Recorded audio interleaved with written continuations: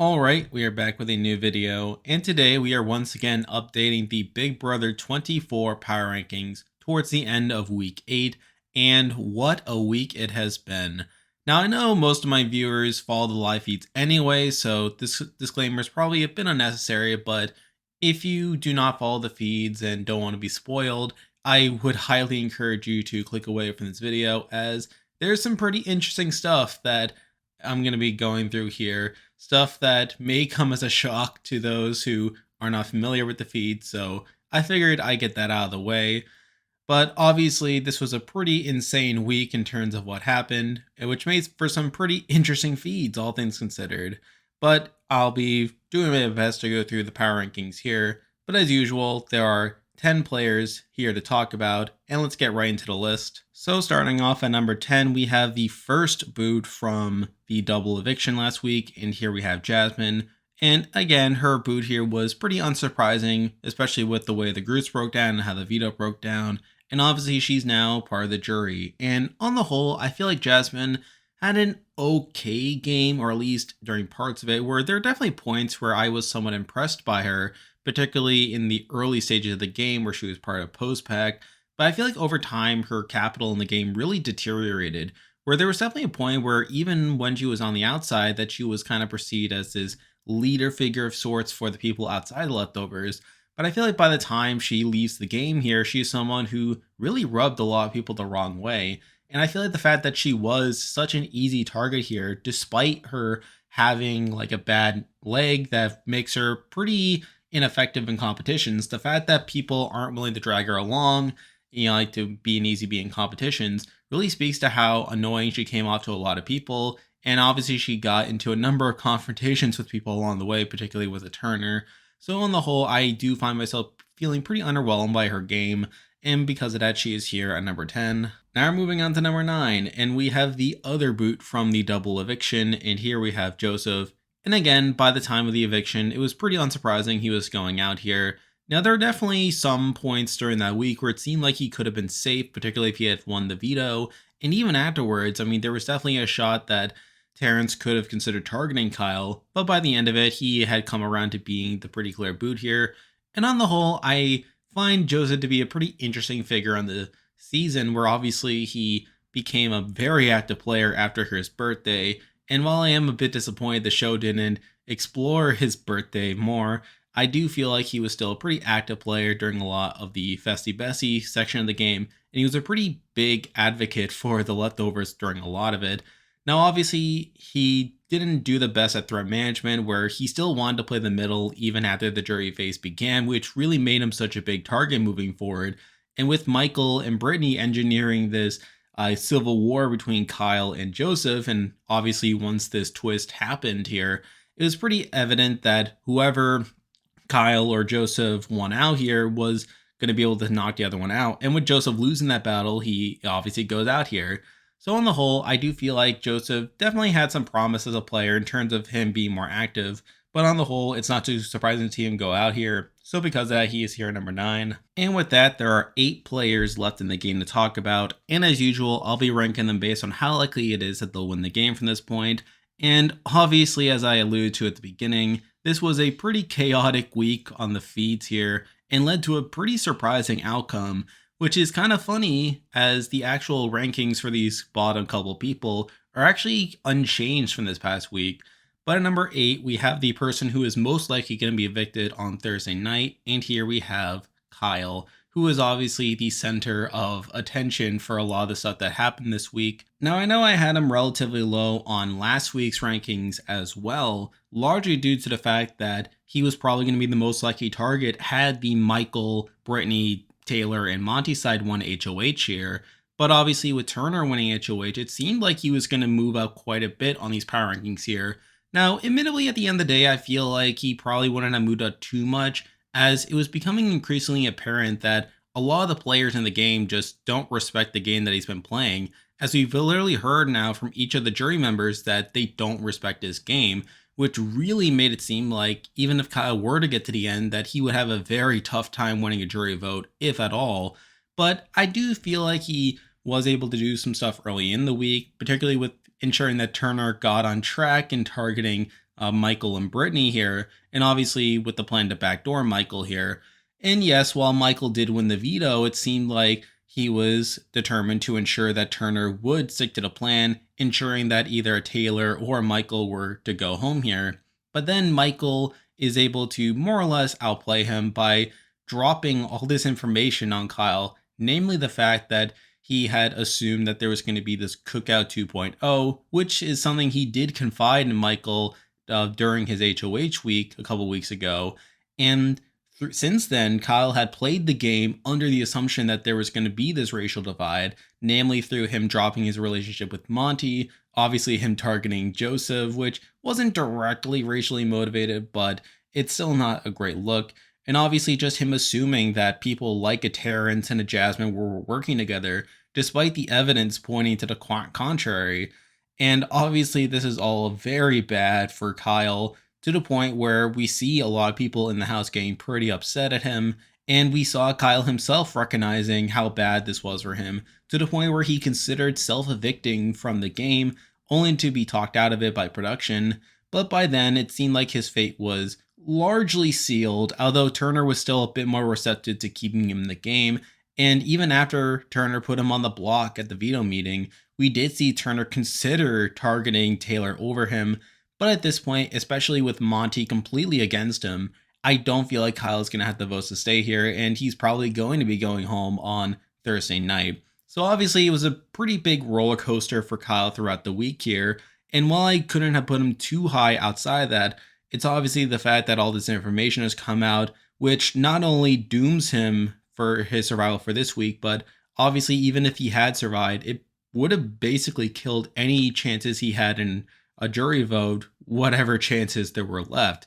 So at the end of the day, Kyle is probably going to be in a lot of trouble here. And for that, I do have him here at number 8. Now we're moving on to number 7, and we're actually sticking with the order from last week here. And here we have Terence. And again, I feel like Terence still has probably the smallest win equity of the people who will be coming out of this week's round, where again, I don't see him winning in too many jury scenarios at the end. And especially now with him trying to keep Kyle over Taylor, which I kind of understand from a game perspective, as it's obviously better first game for Kyle to be around than Taylor, but it's obviously not a great look. And again, I feel like win equity is still a massive concern for Terence. And despite that, he is still looked at as a potential target for next week, where I could definitely see him going home next week if the certain HOH results don't go his way, particularly if Michael or Brittany win HOH. He could definitely be a potential backup target there. So that's not particularly great. And I feel like through his lack of win equity, I can't have him any higher than number 7 here. Now we're moving on to number 6, and we have a similar case to talk about here. And here we have Alyssa, who again is losing Kyle this week. Now, admittedly, Alyssa has pretty much turned on Kyle at this point as well, where she was pretty much willing to allow Kyle to go up on the block and for him to lead the game there. And on top of that, she seems to kind of be turned off by Kyle at this point. I feel like at this point, she has fully recognized the extent to which Kyle has kind of taken her for granted, particularly with the fact that he's been kind of hot and cold with her throughout their relationship. The fact that he's kind of dragged her into this narrative of being part of an alliance to counter this Cookout 2.0, which isn't a thing, which she is pretty disgusted by. And on the whole, obviously, she is willing to turn against Kyle at this point. But then moving forward, I mean, where is her path to the end? I mean, I'm not too sure where she really stands at this point. I mean, she did kind of have a relationship with Brittany, but she doesn't seem willing to work with her moving forward. And really, I don't really see her having too great of a path to the end at this point, which is a pretty massive concern for me, as well as the fact that, similar to Terence, she could be targeted next week depending on how certain comp results go. So at the end, it's not looking great for Alyssa either. So because of that, I do have her here at number 6. Now we're moving on to number 5, and I can see the argument for this person being lower on this list, as their position was obviously harmed more so by the events of this week than Terence or Alyssa, but I still feel like this person has a path to winning the game at the end. But here we have the current HOH in Turner, and obviously, if we look at what happened this week, Turner obviously had a bigger loss to his game than any of the people we just talked about, where obviously he is losing Kyle, someone who had a final 2 with him, and was obviously a number for his alliance. That's not particularly great. He comes out this week as someone who could be a pretty big target moving forward as well.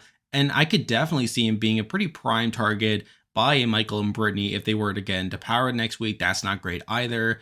And obviously, even beyond that, he just demonstrated more of the flaws that he has shown as a player from the past. Like early on in the week, he wanted to put up Alyssa and Terence, two people from the After Party Alliance that he had just formed the last week, and literally had to be talked into targeting Michael instead by Kyle, which again demonstrates the fact that Turner doesn't seem to have too much initiative in the game and seems a bit scared to make big moves on his own, and is generally someone who has to be talked into making certain moves, so that's not great. And obviously, he is allowing Kyle to go up on the block here, which really he more or less had his hands tied here. I mean, there wasn't really much he could really do without really angering a lot of the house, especially people like a Monty. But obviously, by putting up Kyle and allowing him to go home here, he's obviously putting himself in a pretty bad position, as I alluded to earlier. And even beyond that, while we did see him try to convince some people to spare Kyle over Taylor after the veto meeting, it's pretty clear that's probably not going to work. So again, he's going to be coming out of this at a pretty net negative here. So obviously all those things are pretty bad. And the fact that he is going to be targeted moving forward is a pretty big knock to his overall win equity. However, the main thing I will give Turner over Terence and Alyssa is I do feel a bit more confident in his chances of winning out moving forward. I feel like he has demonstrated the most compatibility between the people still in the game who I've already talked about. And I feel like through that, he could maybe win out if he were to be targeted. So I feel like that is enough to have him a couple spots higher here. But at the end of the day, he is obviously coming into this next week in a worse position than he was before, and is someone who could be targeted next week. So because of that, I have him here at number 5. Now moving on to number 4, and we have another pretty central figure to the events of this past week. And while I still feel good about this person's chances moving forward, I do worry for a bit if things go wrong. But here we have Brittany, and I feel like Brittany comes out this week doing okay, to where obviously Michael is going to be the target over her if the other side gets into power next week, so at least there's that.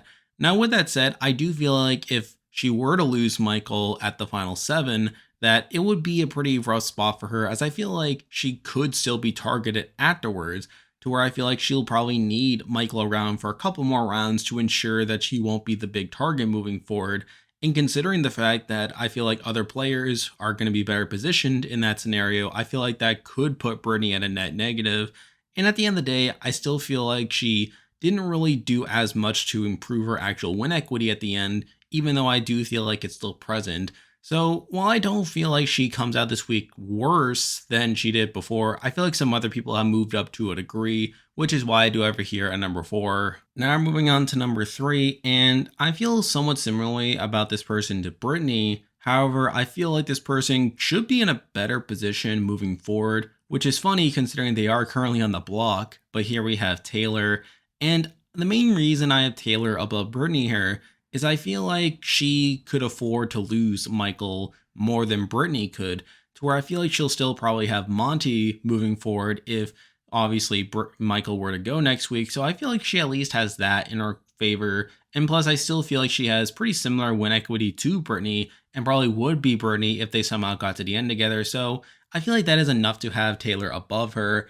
And yes, while we have seen people like a Turner and honestly even a Terence consider evicting Taylor over Kyle this week, I don't feel like it'll be super effective, and I do feel like the people will vote to evict Kyle here. So she should be in a fine position moving forward. And again, with those things I mentioned, I did have her above Brittany, but I feel like the top 2 people probably have a bit more win equity and definitely a better shot of winning out, even though they are probably going to be bigger targets than Taylor moving forward. So because of that, I do have her here at number 3. Now we're moving on to number 2, and honestly, these top 2 are kind of in an interesting spot right now, as on one hand, I don't feel like they're necessarily the safest people coming the next week, and I feel like they could definitely be targeted depending on how certain comp results go.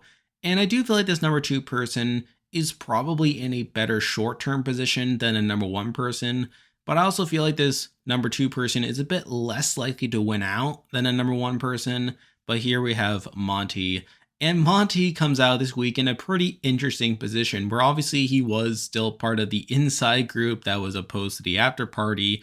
And yes, while there was some talk about him being the target this week over Michael, they did decide to target Michael over him, which I do feel like is something.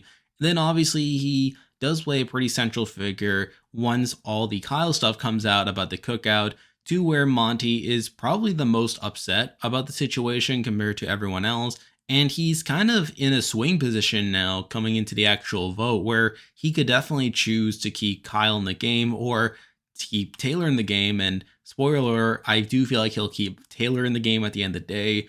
However, I also feel like the actual vote this week will come down to how Monty feels, which I do feel like puts him in an interesting spot. And then even beyond this week, I do feel like Michael is going to be a bigger target over Monty. Although if Michael does somehow gain safety, or if Turner gains safety as well, I do feel like Monty would be the next biggest target on the board, which isn't great. But I still feel like Monty has shown enough compatibility to where he could go on a surprise run here. And particularly if the endgame comps do end up being pretty physical, I do feel like that is a skill set that heavily favors Monty in that situation. So I do feel like Monty could benefit from those comps that could allow him to be safe throughout a lot of the endgame. And again, considering the fact that he is kind of playing the middle right now, I do find that somewhat interesting for Monty, and he could leverage that to improve his position moving forward, even if he doesn't win some of those comps. But I feel like the number one person has demonstrated by far the most comp ability to where, despite them being the bigger target, I do feel like that person could clutch it out. So considering that, I do leave Monty here at number 2. And now, at number 1, the person I believe is the most likely to win Big Brother 24 right now is Michael. And I know there are people who are going to disagree with this. And to be fair, there are plenty of concerns with Michael moving forward. I mean, he was obviously a backdoor target for this week. However, he was able to stop that by winning the veto himself, so there's that. Obviously, he is going to be a pretty prime target moving forward as well, to where I feel like if anyone other than him, Brittany, Taylor, possibly Monty win HOH, he's definitely going to be an option there to be targeted, which is not great at all. And even with the people he is aligned with, like a Brittany, Taylor, Monty again, I don't feel like any of them are planning to take him to the final 2. And even Brittany has expressed a willingness to let Michael go at some point. So none of that is particularly great for him. And obviously, when we consider that, he should probably be lower on the list. But the main reason I have him here at number 1 is because of his comp ability. I feel like at this point, it's become pretty clear that Michael has studied the game pretty well, and he actually reminds me a lot of Kevin Martin from BB Can 5, where despite him not coming off as the most physical guy, he has shown to more or less break the game by knowing the comps, and knowing what to do to win all the comps. And I feel like at this point, he has shown a tremendous ability to do well in all kinds of comps, to the point where it seems like every comp he has competed in, he has either won, come close to winning, or has actively thrown, with the only one that he genuinely lost being the HOH that was basically determined by random chance over who got to compete in it. So if we're looking at that, I feel like if Michael is determined to win comps, he has shown a tremendous ability to do so, and I feel like we can't underestimate that, even if he were going to be targeted moving forward. Now, admittedly, this next round is going to be a bit wonky, as it is the final 7, and we obviously saw on Celebrity Big Brother that the Shayna, someone who was the prime target to be backdoored, was the one person not picked for the veto comp, which was very unfortunate. But so that possibility is still there for Michael. If he doesn't win HOH, he could get that unlucky circumstance of not being picked for the veto there. But if he is able to survive this next week, then obviously he's at the final 6 now, where he is guaranteed to play in veto every single week moving forward. So I feel like we can't underestimate his ability to potentially win out. Now, with that said, he is obviously a high risk buy here, as again, there are people coming from him next week. There are people who are not planning to take him to the end. But I feel like I have enough confidence in his comp ability to where he could potentially win out from this point, even though it is still the final 8, which is pretty crazy to think about.